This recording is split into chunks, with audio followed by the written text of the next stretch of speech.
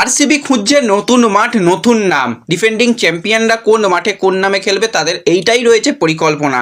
খুব একটা বেশি প্লেয়ারকে হয়তো আরসিবি থেকে আমরা বেরিয়ে যেতে বা আসতে আমরা দেখব না। দিল্লি খুঁজছে ক্যাপ্টেনকে, পাঞ্জাব গুজরাটের কি পরিকল্পনা রয়েছে, মুম্বাই কি করতে চলেছে, সমস্তটা নিয়েই আলোচনা রয়েছে এই ভিডিওতে। তাই ভিডিও শুরু করার আগে একটাই রিকোয়েস্ট, চ্যানেলে যারা প্রথমবারের জন্য এসেছো মনে করে চ্যানেলটাকে সাবস্ক্রাইব করে নিও, তাহলে প্রিয় দলের খেলার সমস্ত আপডেট তোমরা এখানে পেয়ে যাবে।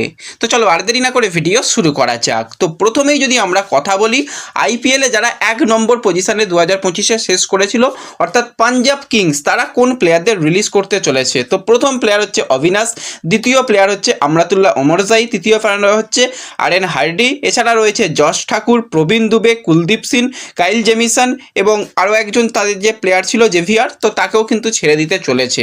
তো এই প্লেয়ারদের কিন্তু পাঞ্জাব ছেড়ে পাঞ্জাব হাতে বেশ অনেকটাই টাকা রাখতে চলেছে। এছাড়া যদি আমরা আরসিবির কথা বলি, ডিফেন্ডিং চ্যাম্পিয়ন কাদের ছাড়তে চলেছে, তো প্রথম যে প্লেয়ারের কথা বলতেই হবে সেটা হচ্ছে রাশিদ সালাম। এছাড়া মনোজকে ছাড়তে চলেছে লুঙ্গি এনগিডি, মহিজ রাঠি, এছাড়া যে আরও ছিল টিম সাইফারের কথা বলো, মায়াঙ্ক আগরওয়ালের কথা বলো, জয়াস দয়ালের কথা বলো এবং লিয়ং লিভিংস্টনকেও কিন্তু ছাড়তে চলেছে।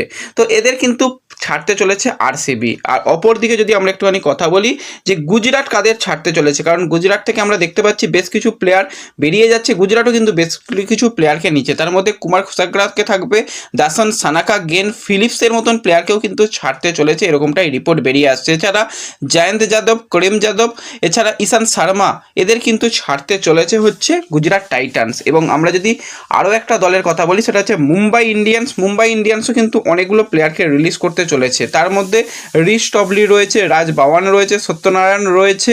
এছাড়া যদি দীপক চাহারের একটা কথা উঠছিল, এছাড়া আল্লাহ গাজানাফারের কথা উঠছিল, কিন্তু তাদের খুব সম্ভবত রিটেন করা হচ্ছে। তো খুব একটা বেশি মুম্বাইও কিন্তু প্লেয়ারকে ছাড়তে চাইছে না। আর অপর দিকে আমরা যদি একটুখানি দিল্লির দিকে তাকাই, তো দিল্লি কিন্তু বেশ কিছু প্লেয়ারকে ছাড়বে, তার মধ্যে মিচেল স্টার্ককে ছেড়ে দেওয়ার সম্ভাবনা অনেক অংশেই বেশি। এছাড়া জেককে ছাড়তে চলেছে, হ্যারি ব্রুক তো ডেফিনেটলি তাকেও ছাড়া হবে, এছাড়া ফ্যাব ডিউপ্লেসিকে ছাড়তে চলেছে। তো এই প্লেয়ারগুলোকে কিন্তু ছাড়তে চলেছে দিল্লি।